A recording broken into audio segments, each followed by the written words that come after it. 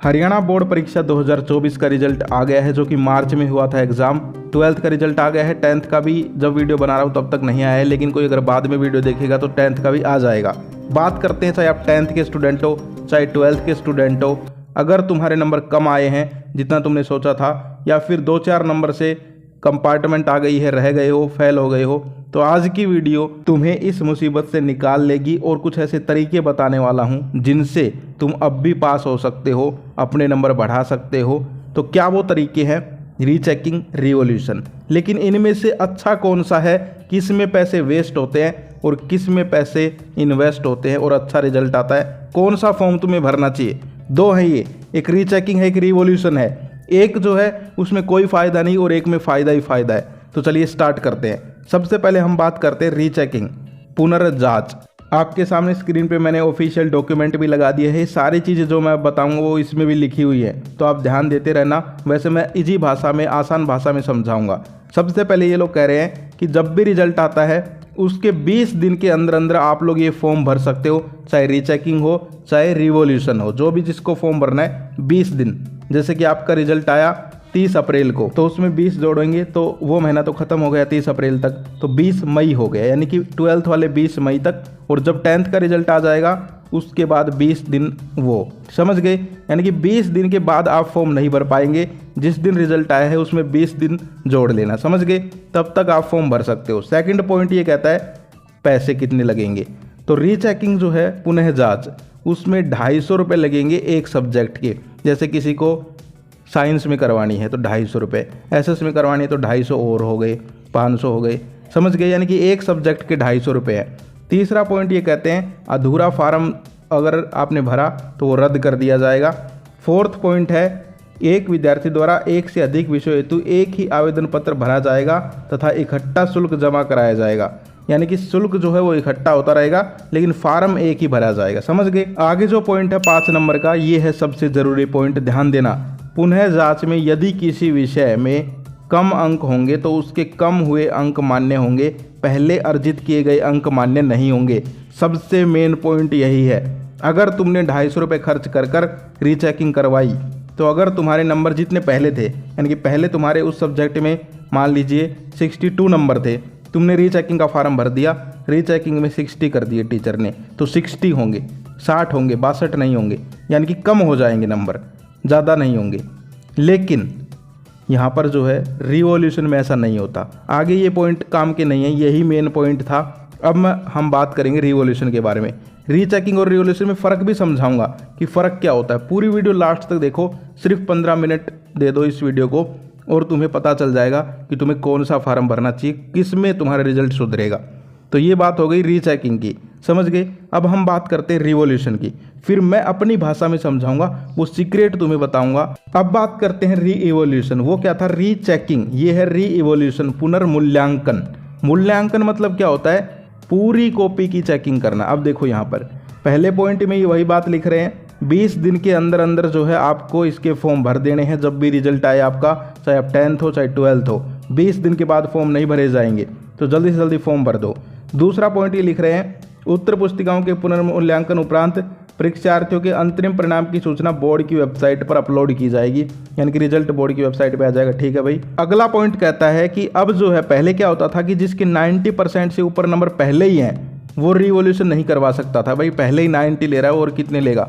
लेकिन अब जो है, चाहे तुम्हारी कितनी भी परसेंटेज बनी है, तुम रिवॉल्यूशन करवा कर और नंबर बढ़वा सकते हो। ये पॉइंट हो गया। अब सुनो पैसे इसमें कितने लगेंगे। उसमें तो 250 रुपये थे, इसमें है भाई 1000 रुपये। और अगर तुम BPL वगैरह से हो तो 800 रुपये हैं, समझ गए? ये देख सकते हो यहाँ पर लिखा हुआ है, पुनर्मूल्यांकन शुल्क 1000 रुपये प्रति विषय।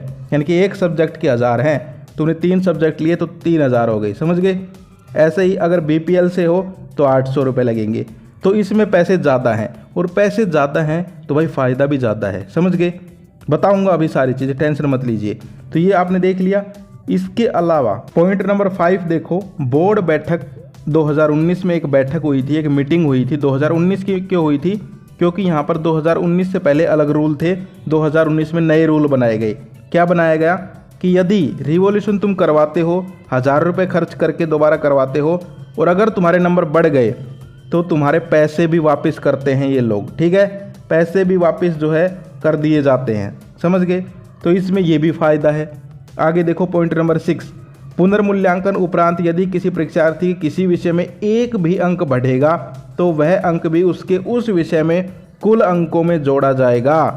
ये भी फ़ायदा है कि एक भी सब्जेक्ट में एक भी नंबर बढ़ा तो तुम्हारा जो है वो लगेगा। आगे देखो, इसी तरह यदि पुनर्मूल्यांकन में किसी विषय में कम अंक होंगे तो पहले अर्जित किए गए अंक ही मान्य होंगे, यानी कि जो पहले आपका रिजल्ट था वो मान्य होगा। लेकिन उसमें क्या था कि अगर तुम्हारे नंबर कम हो गए तो कम गिने जाएंगे। ये है सबसे बड़ा फ़र्क। उसमें जो है यहाँ पर रिस्क है भाई, तुम्हारे नंबर कम भी हो सकते हैं 250 वाले में रीचेकिंग में, लेकिन रिवॉल्यूशन में कम नहीं होंगे, या तो बढ़ेंगे या उतने रहेंगे, लेकिन इसमें पैसे ज़्यादा हैं, समझ गए। इसके अलावा आगे वही बातें हैं, आधा अधूरा फार्म भरोगे तो भाई फार्म स्वीकार नहीं होगा, आगे वही चीज़ें हैं, आगे कोई दिक्कत वाली बात नहीं है। तो ये थे मेन पॉइंट, आगे जो है तुम लोग पढ़ लेना। अब समझो मेरे वे में कि भाई तुम्हें कौन सा फॉर्म भरना चाहिए, और मैं बिल्कुल जो है कोई यूट्यूबर होने के नाते नहीं, तुम्हारा बड़ा भाई होने के नाते तुम्हें सलाह दूंगा, ध्यान से देखना। क्योंकि मैंने पिछले 3 साल से वीडियो बना रहा हूँ, हर साल देखता हूँ स्टूडेंट फॉर्म भरते हैं, रीचेकिंग के भी भरते हैं, रिवॉल्यूशन के, लेकिन मैं दोनों से बात करता हूँ कि भाई किस में फ़ायदा हुआ। तो सुन लो ध्यान से, रीचेकिंग रिवॉल्यूशन 2 हैं। रीचेकिंग मतलब पुनर्जांच, उसमें 250 रुपये लगेंगे। उसमें तुम्हारे जो नंबर हैं सिर्फ वो एक बार जोड़े जाएंगे, सिर्फ नंबर, कि भाई कोई टीचर से नंबर छूट तो नहीं गया।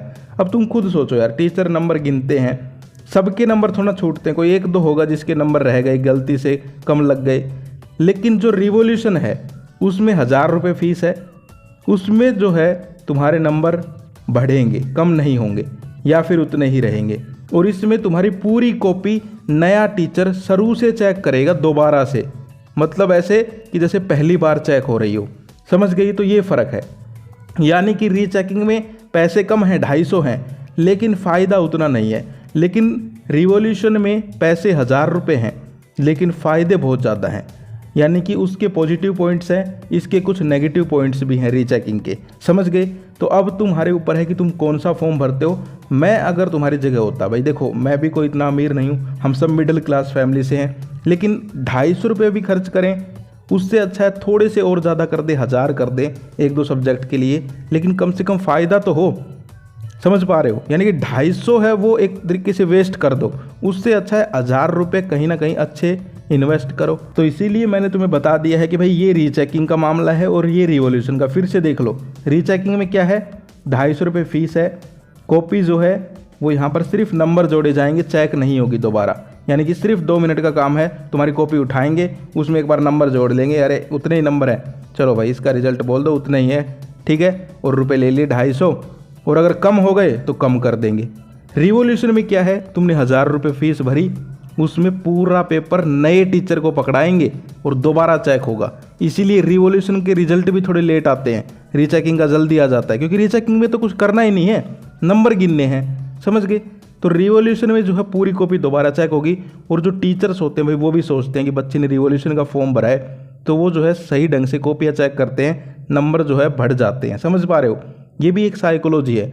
टीचर्स को पता तो है कि भाई एक बार तो बोर्ड एग्जाम हो लिए, अब इसने दोबारा चेकिंग करवा रहे हैं हमसे बोर्ड वाले, तो रिवॉल्यूशन का फॉर्म भरा है, तो उसको भी पता है पैसे खर्च कर रहे हैं, बेचारा टेंशन में है बच्चा, तो कहीं ना कहीं जो है नंबर बढ़ने के चांसेस रहते हैं, समझ पा रहे हो। तो इसीलिए जो है, और सबसे बड़ा फ़ायदा, नंबर कम नहीं होते, उसमें तो कम भी हो सकते हैं, 62 थे तो 60 हो सकते हैं, इसमें अगर 62 थे तो 63 हो सकते हैं, 5 हो सकते हैं, 62 से कम नहीं होंगे, समझ गए। तो ये फ़ायदा है दोनों का, रीचेकिंग का भी अलग बता दिया, रिवॉल्यूशन का अलग बता दिया। अब तुम्हारे ऊपर है रीचेकिंग 250 वाला फार्म भरना है या रीइवोल्यूशन जिसमें पूरी कॉपी दोबारा चेक होगी 1000 रुपये वाला फार्म भरना है। रिजल्ट जो है वो इसके एक साथ नहीं आते कि आज भाई पूरा रीचेकिंग का रिजल्ट आ रहा है, जिसकी कॉपियाँ चेक होती जाएंगी उनके रिजल्ट आते जाएंगे। वो कैसे चेक करना होता है वो भी एक वीडियो में बता दूंगा, समझ गए।